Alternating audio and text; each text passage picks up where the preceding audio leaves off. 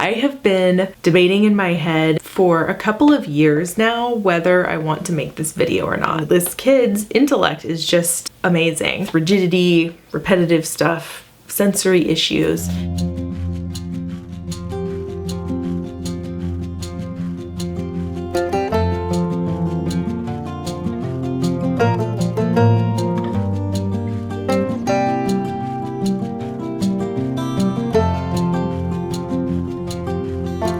Hi guys, it's Amanda with Eat, Pray, Crunch, and if this is your first time to my channel, welcome. Glad to have you part of this community. Here on my channel, I talk about moderately crunchy lifestyle and parenting, so if you are into that kind of thing, consider subscribing and hitting that little notification bell if you'd like to see more videos like this in the future. So I've got to tell you guys, this is a video that has been a long time coming. A long time coming. I have been debating in my head for a couple of years now whether I want to make this video or not. And ultimately, through all of the research that I've done, all of the prayer that I have done, all of the talking with my husband that I have done, ultimately, we have decided that it is something that is overall a good thing for me to talk about on YouTube. And this is definitely not a decision that is made lightly. Part of the reason why I have been so hesitant to make this video is because I am very careful about what I put out on the internet about my children. I always share, in the vlogs and everything, very selected things and whatnot. What I've shown up to this point is definitely not the entire picture of our lives, and I don't think it ever could be really on YouTube or on any social media of anybody, even daily vloggers. You're not even seeing their entire life. You know what I'm saying? But the subject of this video is our real life, and it is my son's real life, and that is why I've been so hesitant about it, is that he is a real person and I just want to be very careful about what I put out there about my children. But ultimately, we have decided that it is probably a healthy thing to put out there, just because there are a lot of other families who have kids like we do. And I feel like ultimately, like all of the other sensitive topics that I have discussed on YouTube, that has in the end been a really positive thing. Like, for example, we've talked about our infertility story. I'll link that here if you haven't seen it. I've talked about my personal struggle with anxiety. I'll link that here if you want to see that video. There's been a number of personal issues that I have discussed on YouTube, and really good things have come from that. Connecting with other people who have been through similar things, or just with other people who are interested in whatever topic that is at hand. So I feel like this is something that could also be the same. This is a topic that is primarily about mental health. And, I'm realizing that in generations past, mental health has been a topic that is incredibly taboo. And I feel like our generation now is making really positive steps in better understanding mental health and bringing it much more into the limelight and just helping people to better understand it. And I think that that has been a really positive change in our current generation. And so I feel like the spirit of this video is kind of along with that, is just spreading awareness and helping the world understand mental health a little bit better. And I think ultimately that's a really positive thing. With all of that said, I am talking about my child, and so I do ask that you be very respectful in comments and whatnot, and I'm sure you guys will be. I really have awesome subscribers. Every once in a while I get a really off comment that I just delete or whatever. I'm just like, who are these people?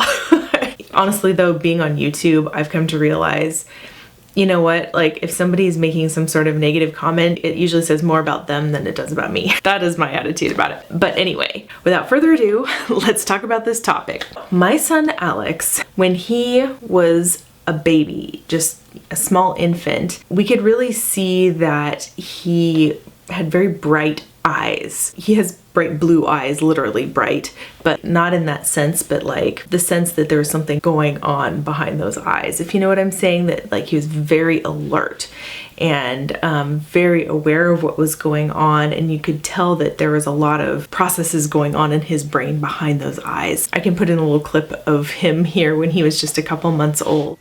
Would you look looking at? Oh, do you see the camera? Yeah.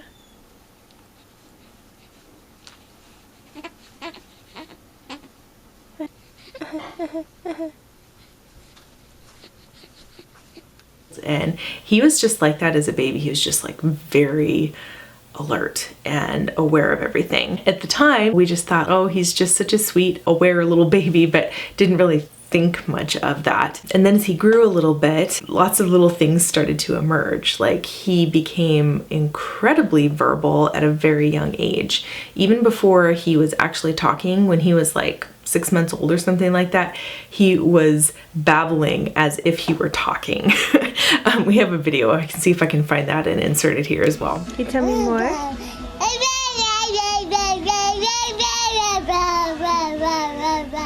Wow, buddy. Wow, that was an amazing story. Can you tell me another one? Wow. Oh, there's your hand. Yeah. Oh, really? Yeah, yeah, yeah, yeah, yeah, yeah, yeah.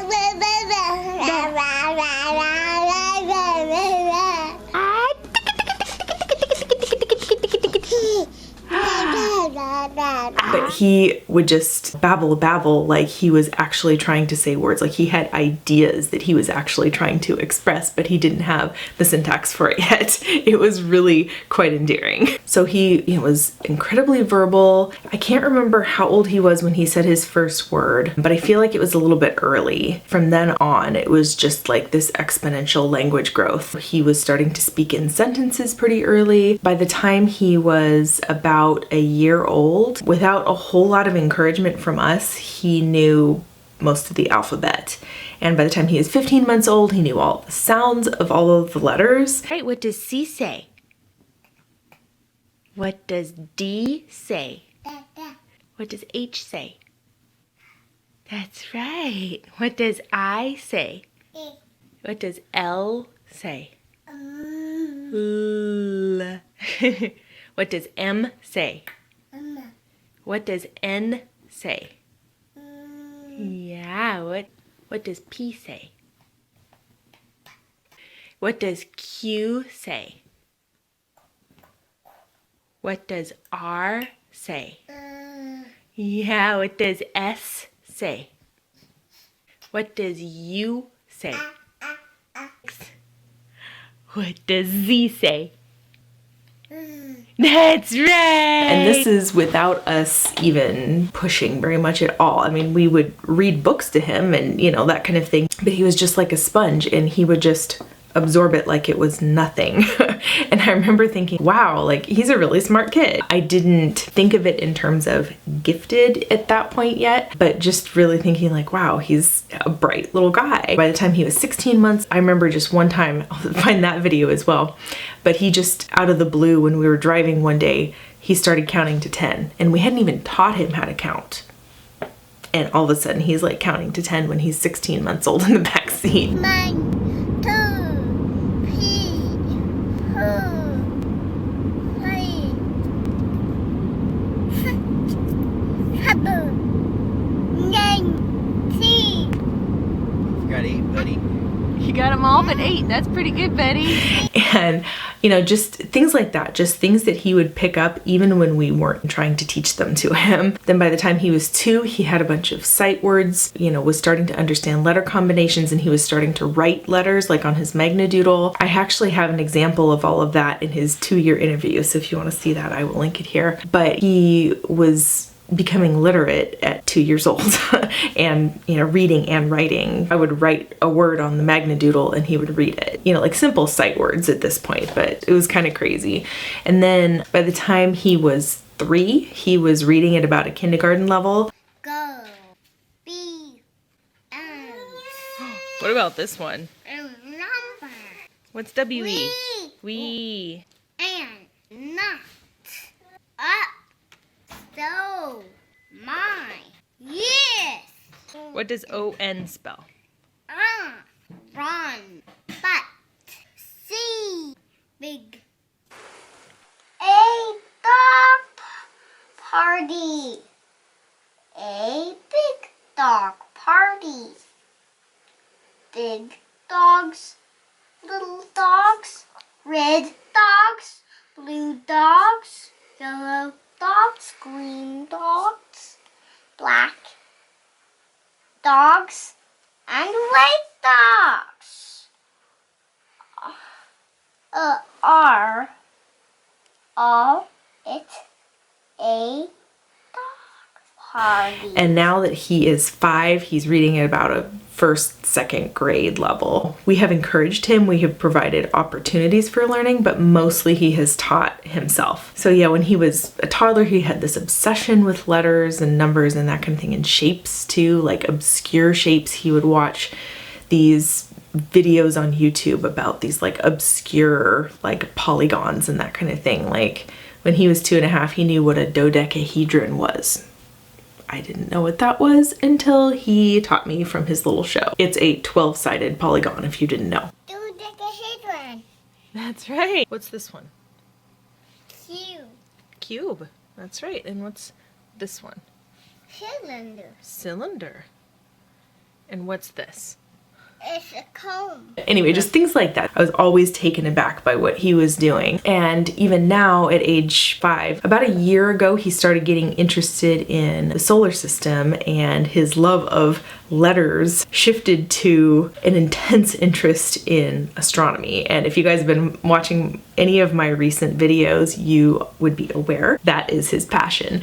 And I talked all about that in my recent homeschooling video. You can see that here. He just has basically taught himself a college level understanding of astronomy. It's really quite amazing. He can tell you all of the names of the major moons of all of the planets. He can name like distant stars. He knows the name of our galaxy and like the next galaxy over. Just random conversation, like my dad asked it. So Alex, does the sun go around the earth? And he goes, no, granddad, the earth goes around the sun. That's something that Galileo discovered. And we're just like, okay then, I don't know where you get this stuff. This kid's intellect is just amazing. Anyway, that's a history up till now. In terms of other aspects of his development, he has always been kind of behind on his gross motor skills. He was a late sitter, a late crawler, a late walker. He didn't walk until he was just a couple weeks shy of 19 months. So he was on the very, very edge of normal when it came to that. He was born with a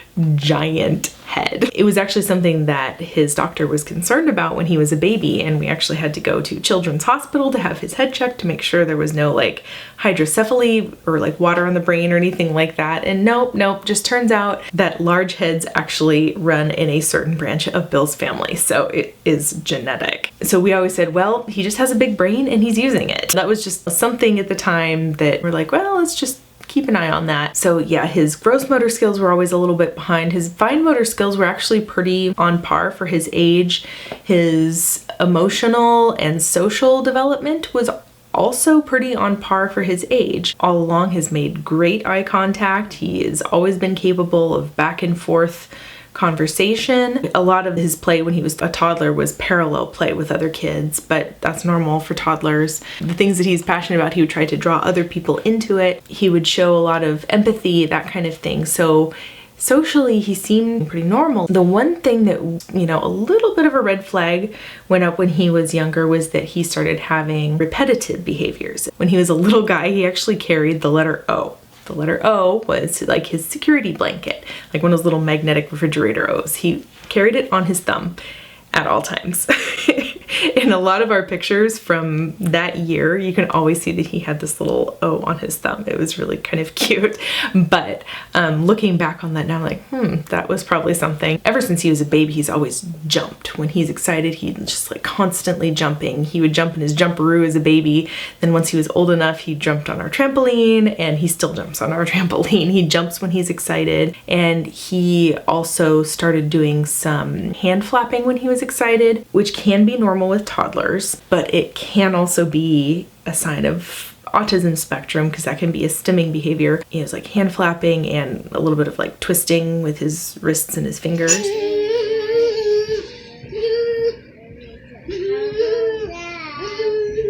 And so that was always like, let's keep an eye on that. And his other thing was that he was very, very rigid about his comfort zone. He has always had a lot of trouble with change and things being different.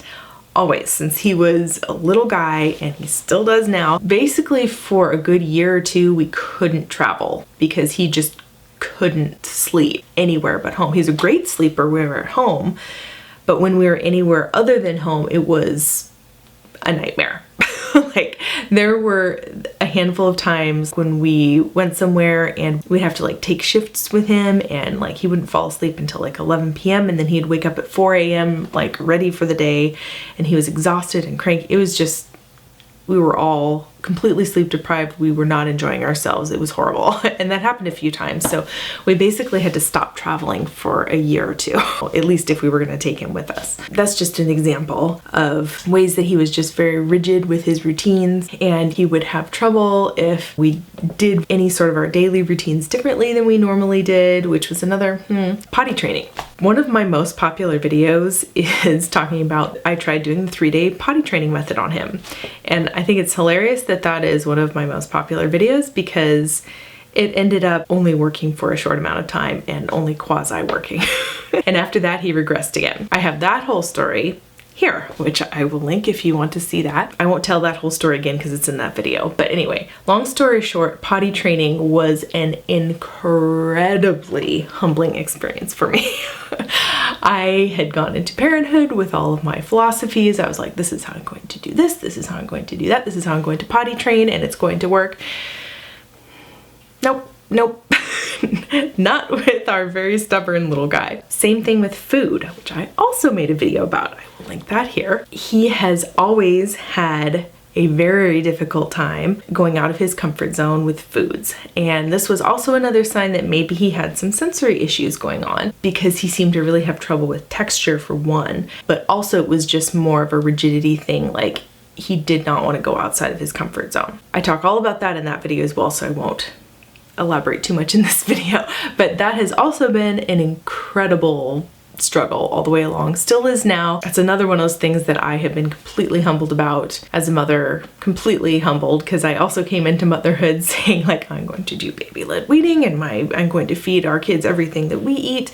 I'm going to do things like the French way and not even do baby food, and, you know, give them all this flavor right from the beginning, blah, blah, blah. I did everything right and had no effect on him whatsoever. When he was, you know, first starting to eat solids, he was a little bit more adventurous, but then by the time he got to about 18 months, from then on, it just got harder and harder and harder. Now that he is 5, in some areas it's getting a little bit easier, but it's still very much a struggle, and I have honestly just given up. We're on a rotation of like 5 different things for him for dinners, because we've decided it's just not worth the battle. We tried once saying, if you aren't gonna eat what the rest of us are eating, you just don't eat. Guys, he went for 24 hours.